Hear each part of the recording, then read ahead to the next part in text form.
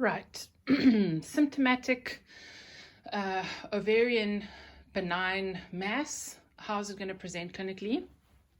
Well, we all know already again about the chocolate cyst, endometriomas. Abdominal examination, this is an abdomen. Abdominal examination, you're going to have severe, probably tenderness on deep palpation, one or both sides. And then this lightning bolt here, that's the vaginal examination, is going to be generally very tender. And then also specifically tender adnexy, and you may feel a mass or fullness. You may not, because ovarian masses are very difficult to feel, because as per the anatomy video, things are very, very deep and difficult to palpate. And also in this case, where the patient is in such a lot of pain, you might not be able to examine her to the best of your ability. Okay, then we've got our functional cysts, our follicular and luteal cysts, and our teratoma. Remember that these are generally going to usually be more mild in presentation, so there might be some mild unilateral discomfort on this affected ovary.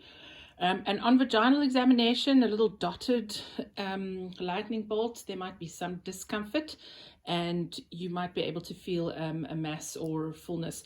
You're probably not going to feel these. You might be able to feel a teratoma if it's big enough. Okay, and then moving on to your cyst adenoma. Well, that's the one where all the action is in the abdomen. So there's going to be a very clear mass arising out of the pelvis. And on vaginal examination, there isn't going to be that much discomfort. It's predominantly going to be this large pelvic-abdominal mass. And when you do have a large pelvic-abdominal mass in usually younger patients, these are all younger patients, then often you need to do a CT scan to differentiate between whether it is uterine in origin, so fibroids, or whether it is ovarian in origin. And that also will depend on the symptom complex that you have. Okay, so those are the abdominal and vaginal examinations that can manifest when these cysts cause problems.